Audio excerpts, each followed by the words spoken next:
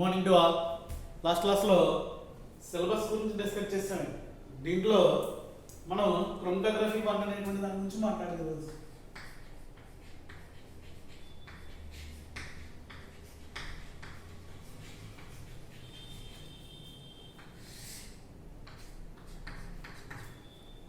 ఈ క్రోమటోగ్రఫీ వన్లో ఉన్నటువంటి కంటెంట్స్ ఏంటంటే అసలు క్రోమటోగ్రఫీ డెఫినేషన్ ఏంటి అండ్ దీనికి ఉన్నటువంటి ప్రిన్సిపల్ ఏంటి, ఆల్ఫ్ వాల్యూస్ ఏముంటాయి అండ్ పేపర్ క్రోమటోగ్రఫీ అనేటువంటి విషయాల గురించి మాట్లాడతాను. జనరల్గా దానికంటే ముందు అసలు క్రోమటోగ్రఫీ అంటే ఏంటో మీనింగ్ ఏంటో చూద్దాం. Here it is chromato. Chromato means colouring. Graphy means study. అంటే జనరల్గా క్రోమటోగ్రఫీతో మనం ఏం చేస్తామంటే which is used for the study of coloured compounds. Coloured compounds ఏవైతే ఉన్నాయో మెయిన్గా వాటిని స్టడీ చేయడానికి మనం క్రోమటోగ్రఫీ అనేటువంటి ఒక టెక్నిక్ను వాడతాం. Which is chromatography is a physical technique and it is nothing but physical method.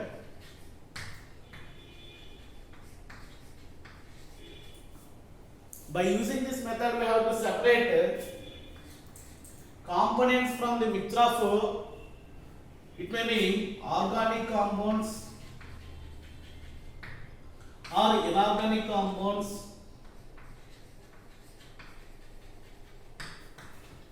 or inorganic compounds or different type of salts or oils. ఇలాగా ఒక మిక్చర్ లో ఉన్నటువంటి కాంపోనెంట్స్ ఏవైతే ఉన్నాయో వాటిని సెపరేట్ చేయడానికి వాడేటువంటి ఒక ఫిజికల్ టెక్నిక్ ఏంటంటే క్రోమటోగ్రఫీ అండి. జనరల్ గా ఇది మనం సెపరేషన్ చేయడానికి వాడతామండి అండ్ ఐడెంటిఫికేషన్ కూడా మాట్లాడతామండి. By using this one we have to identify, after that we have to separate it by using different type of chromatographic methods. General గా ఇక్కడ మెయిన్ గా క్రోమటోగ్రఫీ అనేటువంటిది టూ ఫినామినన్స్ మీద డిపెండ్ అయి ఉంటది. ఆ టూ వర్డ్స్ ఏంటంటే వన్ ఇస్ అబ్జార్ప్షన్,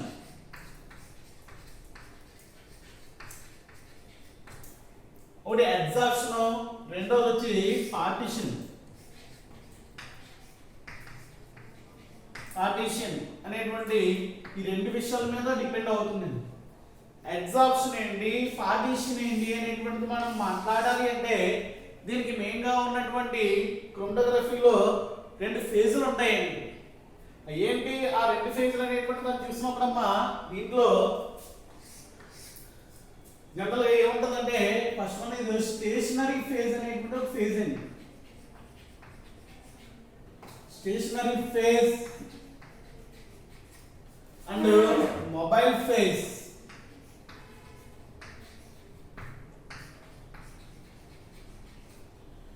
క్రోమటోగ్రఫీ అనేటువంటి దానికి టెక్నిక్ మనం చూసినట్లయితే దీంట్లో రెండు ఫేజులు ఉంటాయి.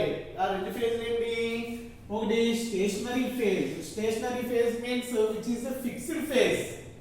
అంటే ఒక కాంపోనెంట్ అనేటువంటిది ఏంటంటే ఎలా ఉంటుందంటే ఫిక్స్ అయి ఉంటుంది. Second one is mobile phase. Mobile means which is in motion. అంటే ఒక ఫేజ్ ని ఇంకో ఫేజ్ ఏం చేస్తుందంటే దాని మీద మనం డిఫరెంట్ టైప్ ఆఫ్ ఆపరేషన్ జరపడం వల్ల మనకి డిఫరెంట్ టైప్ ఆఫ్ క్రోమటోగ్రఫీస్ ఏవైతే ఉన్నాయో అవి రావడం జరుగుతుంది. ఇక్కడ నీకు స్టేషనరీ ఫేజ్ కి మొబైల్ ఫేజ్ కి ఉన్నటువంటి కాంటాక్ట్ ఏదైతే ఉందో ఆ కాంటాక్ట్ అనేటువంటిది అబ్జార్ప్షన్ అయ్యింది అనుకోండి. అంటే ఇక్కడ స్టేషనరీ ఫేజ్ మీద మొబైల్ ఫేజ్ అనేటువంటిది అబ్జార్ప్షన్ జరిగినప్పుడు absorption means it is a absorption. Absorption అంటే దాని మీద అది మనకి బైండ్ అవడమే. యాక్చువల్గా ఇక్కడ జరిగేటువంటి ప్రాసెస్ ఏంటి, ఫస్ట్ సపోజ్ మనం బోర్డు తీసుకున్నప్పుడు దాని మీద చాక్స్ తో రాస్తామంటే ఇక్కడ మనం జరిగేటువంటిది ఏంటంటే ఒక absorption process. There is a difference between absorption and absorption. Absorption. What is the difference between these two terms? Here absorption means which is a surface phenomenon which is only present at the surface of the component. But absorption means it is a internal phenomenon which is entered into the bulk of the layers.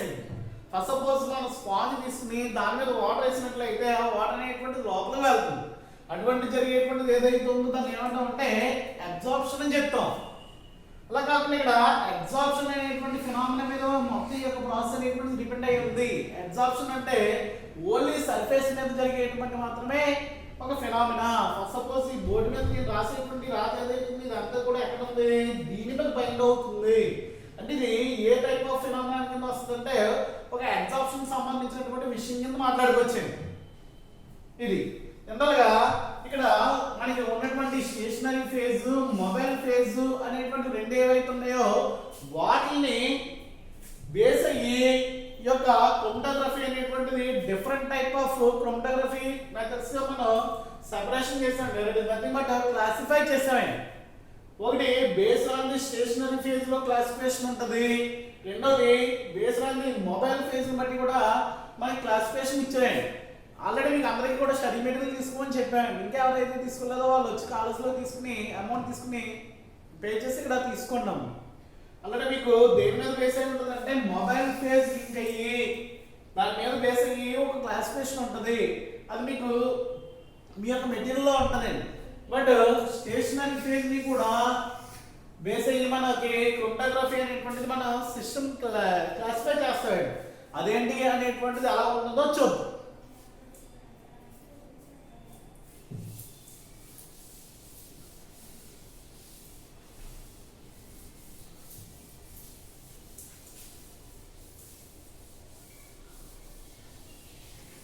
General గా ఈ chromatography అనేటువంటిది major గా మనకి దేనికి అంటే మొత్తం అంతా కూడా ఫార్మా ఇండస్ట్రీకే యూజ్ అవుతుంది. ఆ ఫార్మా ఇండస్ట్రీకి యూజ్ ఏంటి అనేటువంటి దాన్ని చూసినప్పుడు ఒక కాంపౌండ్ ఏమన్నా మనం సింథసిస్ చేసినప్పుడు ఆ కాంపౌండ్ లో అదే మెడిసిన్ ఉందా లేకపోతే అడిషనల్ గా ఏమన్నా దానికి ఇంప్యూరిటీ అనేటువంటిది యాడ్ అయ్యిందా అనేటువంటి దాన్ని అనాలిసిస్ చేయడానికి అండ్ దాంతో పాటు ఇంకా ఏవైనా ఇంప్యూరిటీస్ అనేటువంటి మిగిలినయా అనేటువంటిది ఐడెంటిఫై చేయడానికి మళ్ళీ ఆ ఇంప్యూరిటీని ఆ కాంపౌండ్ నుంచి సెపరేట్ చేయడానికి ఇలా మనకి different type of chromatography methods ఏవైతే ఉన్నాయో ఇవన్నీ కూడా మనకి ఫార్మా ఇండస్ట్రీలో వాడతారండి. అందువల్ల ప్రజెంట్ దీనికి ఉన్న హైప్ అనేటువంటి చాలా చాలా ఎక్కువ ఉంటుంది. అందువల్ల ఖచ్చితంగా ల్యాబ్ ఎవరైతే వెళ్తారో వాళ్ళు ఖచ్చితంగా క్రోమటోగ్రఫీ మీద ఒక ఐడియా ఉండాలి. అది ముందు దీని యొక్క క్లాసిఫికేషన్ దేని బేస్ అయ్యి అంటే వాడి యొక్క స్టేషనరీ ఫేజ్ ఏదైతే ఉందో దాన్ని బేస్ అయ్యి మనం దాని యొక్క క్లాసిఫికేషన్ చూద్దాం.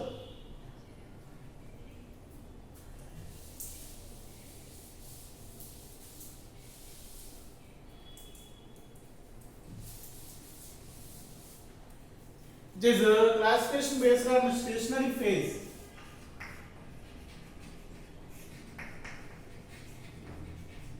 Classification based on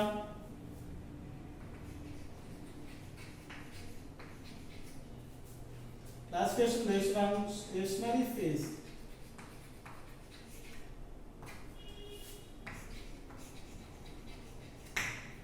ఈ యొక్క స్టేషనరీ ఫేజ్ బేస్ అయ్యి ఇక్కడ క్రోమటోగ్రఫీ క్లాసిఫికేషన్ ఏదైతే ఉందో మనం దాన్ని క్లాసిఫై చేయలేము. It is chromatography methods.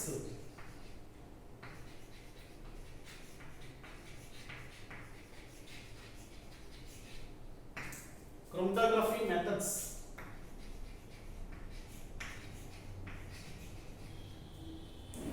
ఇక్కడ స్టేషనరీ ఫేజ్ కింద మనం సాలిడ్ తీసుకున్నట్లయితే here it is nothing but a solid stationary phase. Solid అనేటువంటి స్టేషనరీ ఫేజ్ ని తీసుకున్నట్లయితే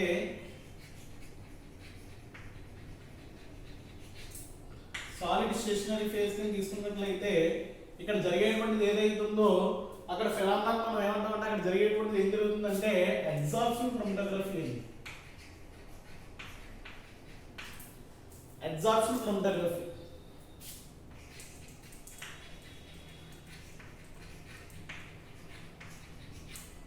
అబ్జార్ప్షన్ క్రోమటోగ్రఫీ జరుగుతుంది. మరి సాలిడ్ అనేటువంటి స్టేషనరీ ఫేజ్ కింద తీసుకున్నప్పుడు మనకి మొబైల్ ఫేజ్ కింద తీసుకోవడానికి ఇంకా మనకి ఛాన్స్ ఉంటాయండి. ఇది సాలిడ్ అయినట్లయితే మొబైల్ ఫేజ్ కింద ఏం తీసుకుంటామంటే first suppose we have take gas అనేటువంటి మొబైల్ ఫేజ్ ని తీసుకున్నట్లయితే gas taken as a mobile phase.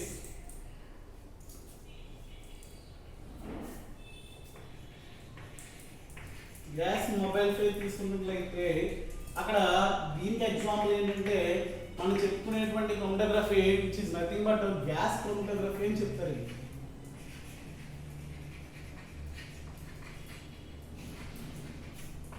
అలా కాకుండా లిక్విడ్ అనేటువంటిది మొబైల్ ఫేజ్ ని తీసుకున్నట్లయితే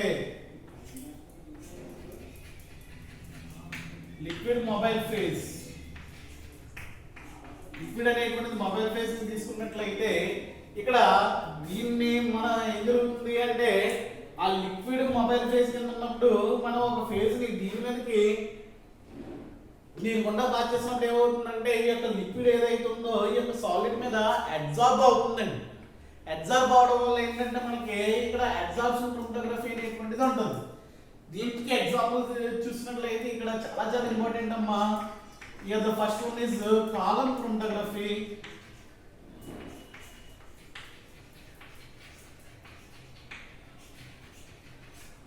And రెండోది వచ్చి thin layer chromatography. Thin layer chromatography which is simply called TLC. దీన్ని సింపుల్ ఏమంటారంటే TLC అనేటువంటి దాంతో పిలుస్తారు. Then third ion exchange chromatography. ఇది జస్ట్ ఉంది అనేటువంటి క్వశ్చన్ మాత్రమే చెప్తారు తప్ప దీని గురించి ఎక్స్ప్లెనేషన్ ఉండదు మీకు. అయాన్ ఎక్స్చేంజ్ క్రోమటోగ్రఫీ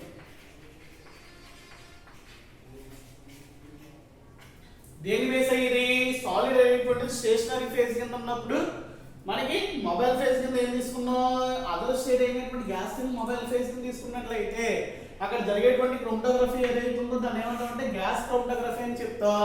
అలా కాకుండా లిక్విడ్ మొబైల్ ఫేజ్ కింద తీసుకున్నట్లయితే అక్కడ లిక్విడ్ మొబైల్ ఫేజ్ కింద దీని మీద నుంచి అబ్జార్బ్ చేసినప్పుడు మనకి డిఫరెంట్ టైప్ ఆఫ్ క్రోమటోగ్రఫీస్ చెప్తాం.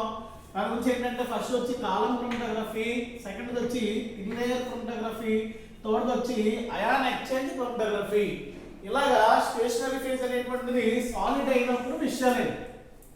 అదే స్టేషనరీ ఫేజ్ అనేటువంటిది first suppose liquid taken as a stationary phase అనుకుందాం. సెకండ్ వచ్చి liquid stationary phase. Liquid stationary phase అదేంటంటే లిక్విడ్ ఎలా స్టేషనరీ ఫేజ్ కింద ఉంటుంది. లిక్విడ్ అంటేనే మూవ్ అవుతుంది కదా, ఇది స్టేషనరీ ఫేజ్ కింద ఎలా తీసుకుంటాం అంటే ఇక్కడ లిక్విడ్ అనేటువంటి స్టేషనరీ అంటే కదలకుండా ఎలా ఉంటుందంటే ఇక్కడ లిక్విడ్ అనేటువంటిది ఒక సాలిడ్ సపోర్ట్ మెటీరియల్ మీద అబ్జార్బ్ అయి ఉంటుందండి. It is nothing but liquid supported on inert material.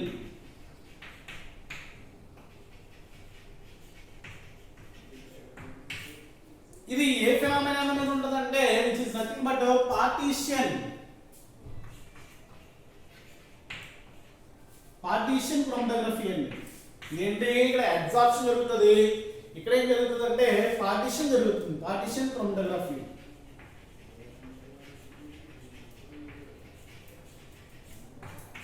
Partition chromatography ఏం చెప్తారు ఇక్కడ పార్టీషన్ అనేటువంటిది దేని మీద బేస్ అయి ఉంటుందంటే it is distribution law.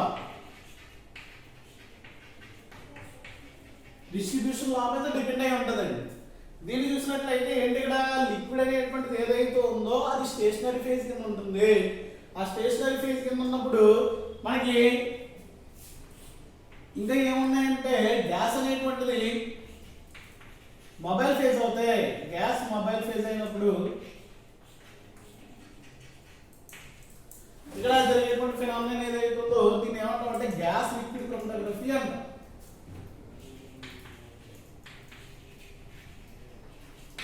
Gas liquid chromatography.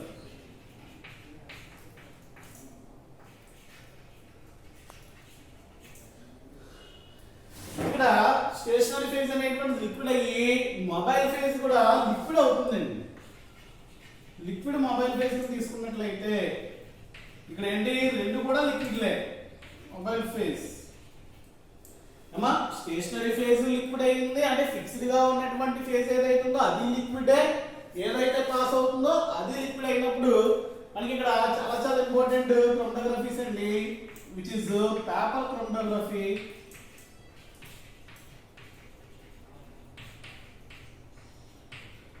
One is paper chromatography and other one is which is nothing but called HPLC, high performance liquid chromatography అని చెప్తారండి. This classification is based on that stationary phase. Stationary phase అనేటువంటిది ఏదైతే ఉందో దాన్ని base అయ్యి మనం ఈ యొక్క క్రోమటోగ్రఫీ మెథడ్స్ అనేటువంటివి ఈ రకంగా మనం క్లాసిఫై చేస్తామండి. ఈ రకంగా క్లాసిఫై చేసిన తర్వాత మనకి సిలబస్ లో ఏమున్నాయంటే కాలం క్రోమటోగ్రఫీ గురించి మొత్తం డీటెయిల్ గా చెప్పాలమ్మా, టిల్ లేయర్ గురించి మాట్లాడాలి, అయాన్ ఎక్స్చేంజ్ గురించి జస్ట్ వాట్ ఇస్ వాట్ అనేటువంటి విషయం తెలుసుకుంటే సరిపోద్ది. And paper chromatography and HPLC ఏవైతే ఉన్నాయో ఈ వైదాటి గురించి మొత్తం డిస్కస్ చేయవలసి వస్తుంది. దాంతో పాటు ఈ యొక్క గ్యాస్ క్రోమటోగ్రఫీ గురించి కూడా మాట్లాడాలి. ఇక్కడ మీకు ఇది 5 మార్క్స్ క్వశ్చన్ కింద అడుగుతాడండి. ఏమడుగుతాడంటే what is chromatography, how it is classified అని అడుగుతాడండి. క్రోమటోగ్రఫీ అంటే ఏంటో చెప్పిన తర్వాత దాని యొక్క classification based on that mobile stationary phase మీద ఒక క్లాసిఫికేషన్ ఉంది అండ్ మొబైల్ ఫేజ్ ఏదైతే ఉందో దాని మీద ఒక క్లాసిఫికేషన్ కింద మనకి రెండు క్లాసిఫికేషన్ కింద చెప్తారండి. ఇది మీకు బుక్స్ లో ఉందండి. ఈ యొక్క క్లాసిఫికేషన్ ఏదైతే ఉందో అది నోట్ చేసుకోండి. ఇది ఖచ్చితంగా మీకు యూజ్ అవుతుందండి. 5 మార్క్స్ క్వశ్చన్ ఇస్తాడో దాంట్లో రాయవలసి వస్తుంది. ఏంటిది దేని బేస్ అయ్యి based on that stationary phase base అయ్యి అనేది క్లాసిఫికేషన్ నోట్ చేయండి. ఇది నోట్ చేసిన తర్వాత ఆ మొబైల్ ఫేజ్ బేస్ అయ్యి ఈ యొక్క క్లాసిఫికేషన్ ఎలా ఉంటుందో చూద్దాం.